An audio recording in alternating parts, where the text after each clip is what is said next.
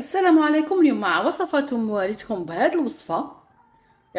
حرابش تاع الدجاج محشيين بالفرماج. انا اليوم قدمتهم بالزيتون، نشبعهم هكذا بشويه نتاع المعدنوس في الاخير. لكن لازم تتبعي معايا الوصفه من الاول هكذا باش تشوفيها، جربيها واكيد رايحه تنال اعجابك. عندي هنا نص صدر تاع الدجاج يكون طحنته من قبل، كما تقدري تشريه مطحون لكن الاختيار. ندير له شويه نتاع المعدنوس، نزيد له بيضة كاملة، نزيد معاهم 2 مغارف كبار نتاع لاشابيو، خبز يابس ومطحون، هذه المغرفة الأولى والمغرفة الثانية. بالنسبة للتوابل واش راح نحتاج، رايحة نديرو شوية نتاع فلفل الكحل. دائما تابي فلفل الكحل ما نكتروش بزاف، هذه القاعدة دائما نعاودها لكم. راح نديرو شوية توابل الدجاج، ما عندكش تابل الدجاج ديري زنجبيل وشوية تاع الكركم هكذا. بلا ما ننساو كميه نتاع الملح، نملحو الخليط نتاعنا هكذا ونخلطو كلش مليح حتى يتجسنا داك البيض. بلا ما ننسى، نسيت حاجه لهنا اللي هو البصل. عندي هنايا كميه يعني حبه بصله كامله اللي كنت سكرفشتها، ندير شويه لهنا وشويه نخليه الماء اللي راح نرافقو به هذا الدجاج. اذا نخلطو كلش مليح. بعد نجيب هذا الفيم اليمونتير، ندير هكذا كميه قيس ما تكفيني، يعني ندير حرابش صغير الصغار، ندير هكذا قيس حربوش صغير بهذه الطريقه. لاحظوا معنا نجيب كميه نتاع الدجاج. انا تقدري تستعملي الماء كما تقدري تستعملي الزيت، فاش فقط هكذا نسهلوا الخدمه علينا. اذا نفتحوا هكذا مستطيل رقيق. من بعد نجيب كميه تاع الفرماج طري، ديري النوعيه هنا على حسب الاختيار تاعك. انا نحب ندير فرماج طري هكذا باش يذوب ويجي باين.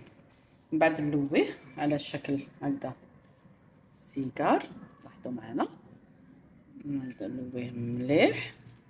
من بعد نلويه كامل هذا باش يجينا كامل سمك واحد، ونغلقه في الاطراف. دونك انا حبيتهم كامل نفس الكبر هكذا.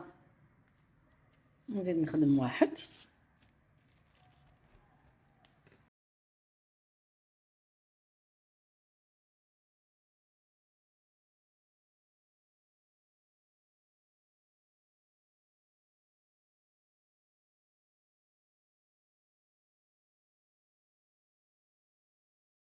اذا جاوني 5 تاع الحرابش فقط، هذه الخراب جاتني شويه كبيره معليش.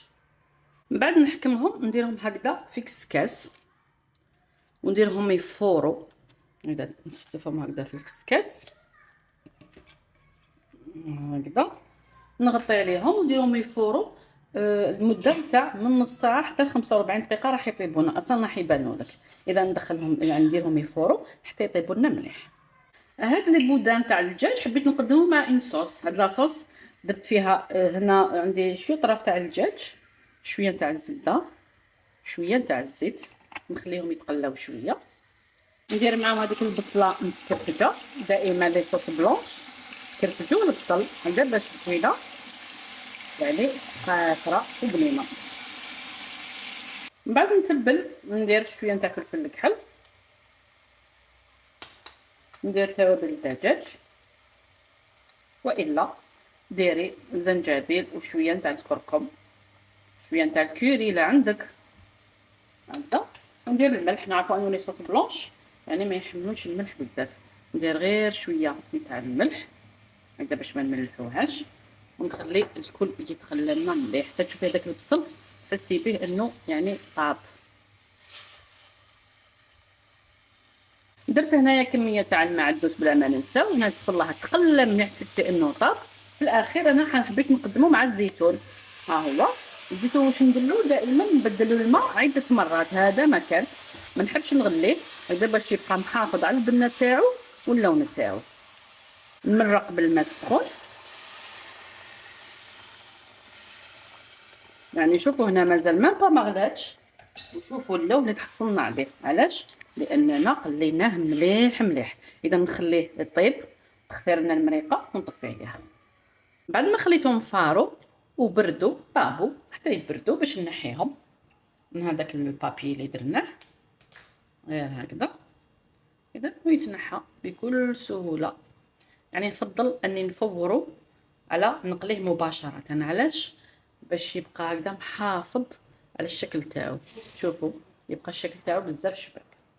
من بعد نحك المقله نديرها تسخن وندير فيها كميه نتاع الزبده، واللي ما تحبش الزبده ديري الزيت بطبيعه الحال. انا ندير شويه تاع الزبده نخليها تذوب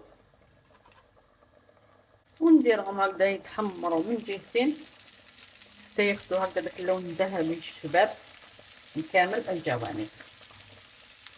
اذا نبقى نقلب فيهم حتى يتحمروا ونحيهم.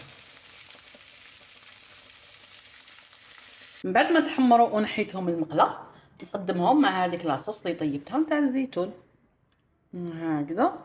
واللي يكونوا عائله يعني كبيره تقدري ديري يعني تزيدي معاها بطاطا تقليها هكا دوائر، تسد فيها كامل تصاير داير على البلا يجي هايل. شوفوا ديك لاصوص كيفاش جاتنا خاثره، تبعي الطريقه فقط باش تجيك الماكله بنينه. اذا ها هو معنا واجد. الوصفه تاع نهار اليوم هي معنا واجده.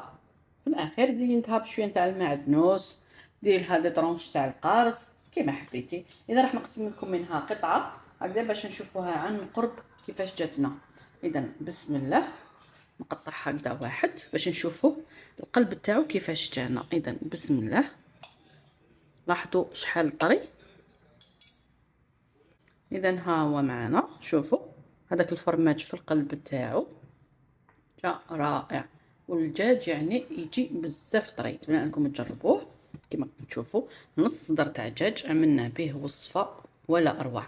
انا اليوم قدمته بالزيتون، نتوما تقدروا تقدموه بالزيتون كما تقدروا تقدموه بالحميصه ولا بالجلبانه، وعلاش لا. جربي الوصفه والى الملتقى ان شاء الله مع وصفه جديده، والى اللقاء.